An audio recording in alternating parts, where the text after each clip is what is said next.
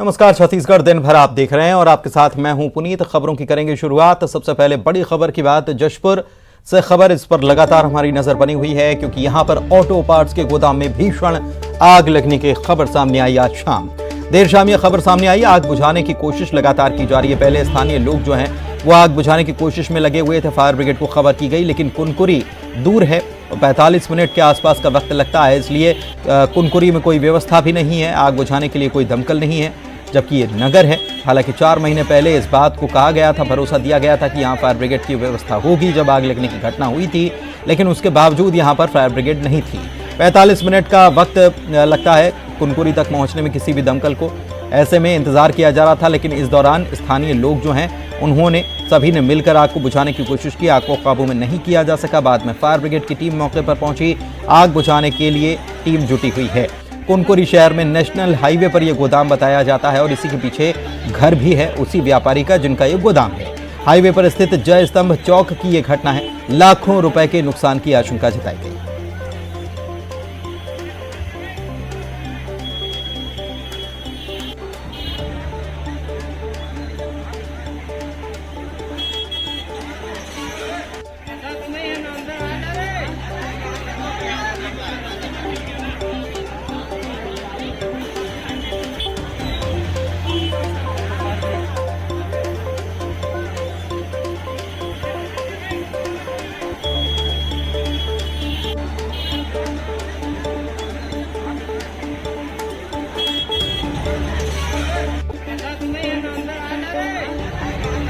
बड़ी खबर आपको बता रहे हैं। जशपुर से यह खबर है जहां पर आग लगने की यह घटना सामने आई है।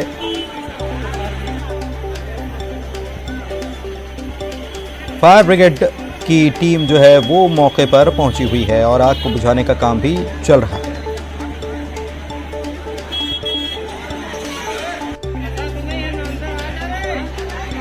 इसके पहले स्थानीय लोगों ने आग को काबू में करने की कोशिश की, लेकिन ये आग काबू में नहीं आई और लाखों रुपए का नुकसान। हालांकि कैसे लगी आग ये पता नहीं चल पाया है, इसके बारे में भी जांच की जाएगी, लेकिन काफ़ी नुकसान इस आग में हो गया है। पीछे मकान भी बताया जाता है उसी व्यापारी का, जिस व्यापारी का ये गोदाम है। इसके अलावा जानकारी ये भी है कि ऊपर साउंड रिकॉर्डिंग स्टूडियो भी है, वहाँ तक भी आग पहुँच चुकी है। वहाँ भी काफ़ी नुकसान इस आग की वजह से हो चुका है। दीपक हमारे संवाददाता हमारे साथ फोन लाइन पर जुड़े हुए हैं। दीपक, आप जानकारी दे रहे थे कि 45 मिनट का वक्त लगता है जिला मुख्यालय से यहां पहुंचने के लिए दमकलों को, और इस दौरान स्थानीय लोग आग को काबू में करने की कोशिश कर रहे थे, लेकिन आग बुझ नहीं पाई। दमकल की गाड़ियां पहुंची कब, कितना वक्त हो गया है, क्या और गाड़ियों को बुलाया जा रहा है? क्योंकि अभी भी जो जानकारी हम तक आई वो आग अभी भी काबू में नहीं है ऐसी मिल रही है। जी पुनीत, मैं आपको बताऊं कि अभी से लगभग 15 से 20 मिनट पहले जो है जशपुर जिला मुख्यालय से दमकल की 3 गाड़ियां जो है कुनकुरी पहुंची हैं, और उनमें से एक गाड़ी जो है लगभग 25 से 30 मिनट पहले पहुंची थी, और उस गाड़ी के माध्यम से जो है आग बुझाने की कोशिशें शुरू कर दी गई थी, और उसके बाद जो है आग पे कुछ काबू पाया गया। उसके बाद 2 गाड़ियां और पहुंची, और जिसके बाद जो है फायर ब्रिगेड के जो कर्मचारी हैं वो लगातार आग बुझाने का प्रयास कर रहे हैं, और काफी हद तक जो है आग बुझ चुकी है। और 3 गाड़ियां लगातार जो है वहां पे जो बिल्डिंग है उसको कई तरफ से जो है पानी की बौछार कर रहे हैं, और आग पर लगभग काबू पाया जा चुका है। लेकिन इस घटना में जो है जो दुकान के मालिक हैं उनको काफी नुकसान यहाँ पर उठाना पड़ा है। लाखों का नुकसान यहाँ पर हुआ है, और जो जशपुर के एसपी हैं डी रविशंकर, वो मौके पर पहुंचे हुए हैं। कुनकुरी के विधायक हैं यूडी मिंज, वो मौके पर पहुंचे हुए हैं। और फिलहाल एक बड़ी यहाँ पर जो जानकारी सामने आ रही है, जो कुनकुरी के विधायक यूडी मिंज से हमारी बात हुई तो उनका कहना था कि जो अब कलेक्टर ने एक यहाँ पे घोषणा की है कि अब एक फायर ब्रिगेड की गाड़ी हमेशा जो है कुनकुरी में रहेगी, और एक गाड़ी जो है कुनकुरी थाने में अब खड़ी कर दी गई है। और अब जब कभी भी आग लगने की घटना होगी तो कुनकुरी समेत आसपास के लोगों को ज्यादा परेशानी का सामना नहीं करना पड़ेगा। जी, यानी कि लोगों का गुस्सा जाहिर सी बात है इस घटना के बाद सामने आता, तो उसके पहले स्थिति संभालने के लिए बातें भी कह दी गई, गाड़ी भी खड़ी कर दी गई, अच्छी बात है। लेकिन इसके पहले 4 महीने पहले जो घटना हुई थी उसका क्या, सवाल वहां पर भी उठता है। हालांकि गनीमत रही कि आग को काबू में कर लिया गया है और अब बहुत जल्द आग को बुझा लिया जाएगा। बहुत शुक्रिया आपका इस जानकारी के लिए दीपक।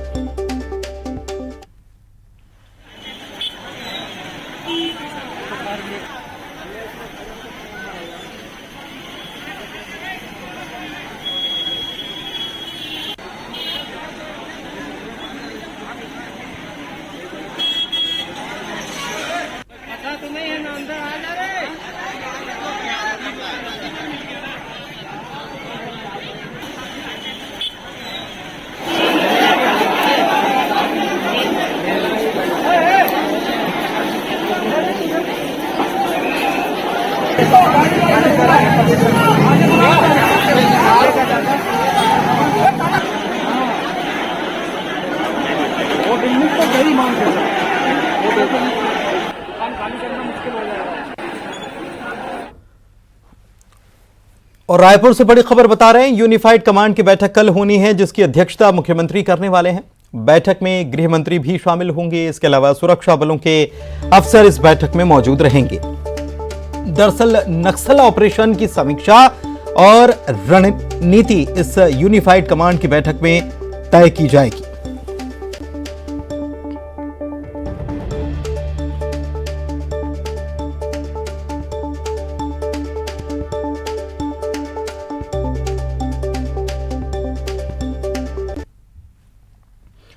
मुख्यमंत्री ने आज अपने निवास पर पावर कंपनियों की समीक्षा बैठक की और बैठक में भविष्य में मांग के हिसाब से आपूर्ति के लिए आवश्यक बिजली उपलब्धता की समीक्षा भी की गई। साल 2030-31 तक बिजली की मांग में बढ़ोतरी होनी है और इसकी वजह से आपूर्ति के लिए नए प्लांट की जरूरत भी पड़ेगी और इसी के मद्देनजर 1320 मेगावाट के नए बिजली प्लांट की स्थापना के लिए अधिकारियों को निर्देश दिए गए हैं। उन्होंने ये भी बताया है कि ये Chhattisgarh state power generation company का सबसे बड़ा और सबसे आधुनिक प्लांट होगा। इसकी स्थापना से छत्तीसगढ़ स्टेट जनरेशन कंपनी के खुद की बिजली उत्पादन क्षमता बढ़कर 4300 मेगावाट हो जाएगी। राज्य स्थापना के बाद पहली बार इतनी क्षमता का बिजली प्लांट स्थापित किया जाएगा।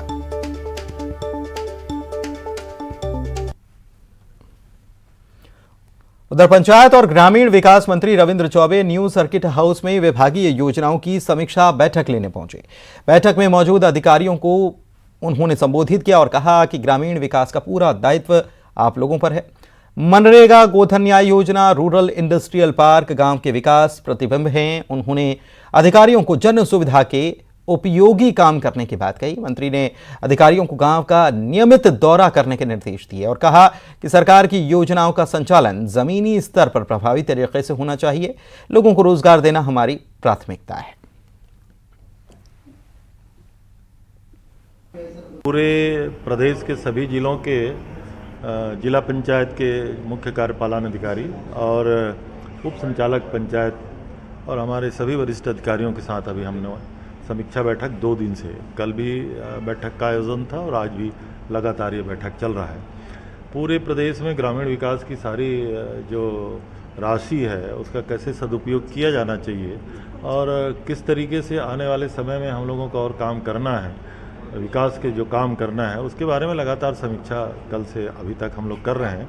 और विभिन्न योजनाओं में केंद्र सरकार के द्वारा भी छत्तीसगढ़ को हमेशा से प्रशंसित और पुरस्कृत किया गया है और सीओस के माध्यम से आने वाले समय में, चूँकि अभी बरसात का मौसम है, सितंबर महीने के तुरंत बाद अक्टूबर से हमारे विकास कार्यों की सारी शुरुआत हो जाएगी, तो लगातार इसकी हमने समीक्षा किया। चलिए बढ़ते हैं आगे। बलौदा बाजार में कीचड़ से भरी सड़क और चुनौतियों से भरे रास्तों को पार कर बच्चे स्कूल जाते हैं। भारी बारिश के बाद इन रास्तों पर कई किलोमीटर कीचड़ हो जाता है। सड़क के दोनों तरफ बने नालों में पानी भर जाने की वजह से बच्चे सप्ताह भर स्कूल नहीं तक जा पाते। न्यूज़ 18 के जरिए कोना खान स्कूल से रास्तों को लेकर छात्रों ने कलेक्टर से बात की है, जिसके बाद कलेक्टर ने इन रास्तों को जल्द ठीक कराने का भरोसा दिया है। आबकारी मंत्री कवासी लखमा ने भी जल्दी सड़क बनवाने का भरोसा दिया है। यहाँ से लगभग कई फीट तक पानी भी चलते हैं। उसके बाद दूर से आते हैं हमारे पूरे पैर गंदे हो जाते हैं। स्लीपर पहन कर आना पड़ता है हम लोगों को, जूती भी नहीं पहन सकते हम लोग। ज़्यादा बरसात होती तो कैसे करते हैं? ज़्यादा बरसात में हम लोग स्कूल ही नहीं आ पाते हैं। वहाँ पूरा नाला बहता है इतना सारा कि ना। कलेक्टर महोदय ने हमसे जो है फ़ोन से स्पष्ट बात किए हैं और बिल्कुल आश्वासन दिए हैं कि यह कार्य जो है भली भांति और अच्छी से करवाने की कोशिश में करूँगा करके। हमारा सरकार ने कम समय मिला है। एक सरकार को 15 साल, एक सरकार को 3.5 साल, उसमें भी 1.5 साल कोरोना कारण नाम काम कर पाए ना तुम कर पाए। अभी तो हम लोग जगे हैं, हम लोग तो अभी चालू किया है, उसका नाम भी बदला है और रोड भी बने। कवासी लखमा कह रहे हैं कि अभी तो हम जागे हैं, काम भी शुरू कर दिया है। सूरजपुर जिले में यातायात व्यवस्था का बुरा हाल है, जहां नगरीय निकाय इलाकों से लेकर ग्रामीण अंचलों तक सड़कों पर तेज रफ्तार बाइक आसानी से नजर आ जाएगी। कई नाबालिग स्कूली छात्र तो कहीं 4 बाइक सवार नियमों का उल्लंघन करते हुए नजर आ जाते हैं। इसके खिलाफ एसपी के निर्देश पर जांच अभियान चलाया जा रहा है और नियमों की अनदेखी पर कार्रवाई की जा रही है। पुलिस ने नाबालिग छात्रों के बाइक चलाने पर उनके परिजनों से जुर्माना वसूलने का अभियान शुरू कर दिया है। तस्वीरें और 3 दिखाते हैं। छत्तीसगढ़ के कई जिलों में हाथियों का कहर फिर से बरपा है। कोरबा, अंबिकापुर, बलरामपुर की यह तस्वीर, हाथियों का उत्पात जारी है।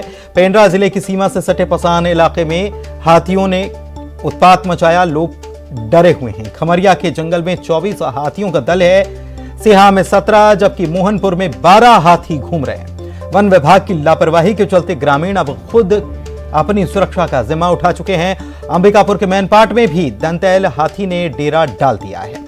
ग्राम कोटछाल बिलाई लोहड़ी में प्राइमरी स्कूल के गेट समेत 3 घरों को उन्होंने नुकसान पहुंचाया। बलरामपुर में दुप्पी गांव में हाथियों का दल पहुंच गया और धान और गन्ने की फसल को खासा नुकसान पहुंचाया।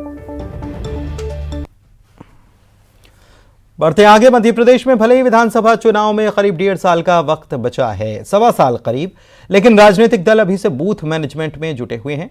इसी वजह से मध्य प्रदेश बीजेपी में बूथ मजबूत करने के लिए बनाए गए त्रिदेव के सारथी के तौर पर स्थानीय सांसद विधायकों को जिम्मेदारी दी गई है। बताया जा रहा है कि मध्य प्रदेश के कुछ बूथ ऐसे हैं जहां बीजेपी लंबे समय से जीत दर्ज नहीं कर पा रही है और ऐसे बूथों पर मिल रही हार के कारणों को खोजने के लिए त्रिदेव और स्थानीय सांसद विधायक काम करेंगे। कांग्रेस ने इस पर तंज कसा है, कहा है कि पिछले कुछ सालों में बीजेपी के तमाम अभियान और पार्टी को मजबूत करने को लेकर जो कार्यक्रम चलाए गए, उन्हें उसमें सफलता नहीं मिली है।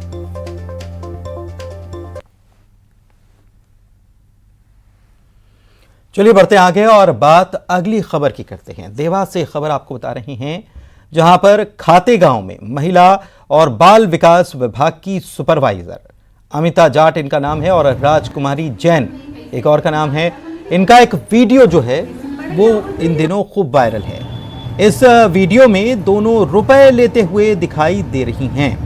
हालांकि मामले में रुपए दे रहे लोगों की ओर से कोई शिकायत तो नहीं की गई, लेकिन वीडियो वायरल होने के बाद महिला एवं बाल विकास विभाग जिला अधिकारी रेलम बघेल ने इस पूरे वीडियो को संज्ञान में लिया है और एक प्रतिवेदन बनाकर अपने उच्च अधिकारियों को उन्होंने भेज दिया था। इसके बाद संचालक महिला एवं बाल विकास डॉक्टर राम राव भोसले ने सुपरवाइजर अमिता जाट को निलंबित कर दिया, जबकि दूसरी सुपरवाइजर को नोटिस जारी किया गया है, जवाब मांगा गया है।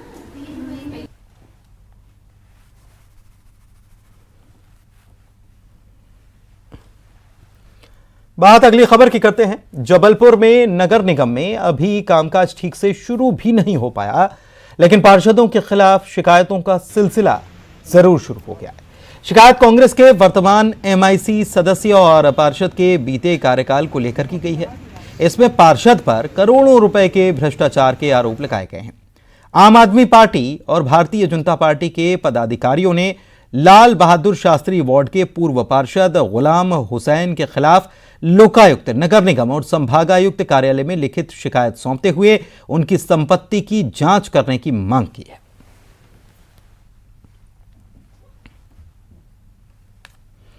हर इंसान का सपना होता है कि वो अपनी शादी के मौके को खास बनाए और इसी सपने को पूरा करने के लिए लोग शादियों में लाखों रुपए खर्च भी कर देते हैं। पन्ना जिले में भी इसी तरह के सपने संजोने का मामला सामने आया, जहां दूल्हे अपनी दुल्हनिया को उड़न खटोला यानी कि हेलीकॉप्टर में विदा करना चाहते थे। सपनों को पूरा करने के लिए लाखों रुपए खर्च भी किए गए, लेकिन जब शादी वाले दिन हेलीकॉप्टर आया ही नहीं, तब उन्हें पता चला कि उनके साथ तो हो गई है ठगी। दोनों ने पुलिस में शिकायत की, पुलिस ने तत्परता दिखाई, ठग को गिरफ्तार कर लिया।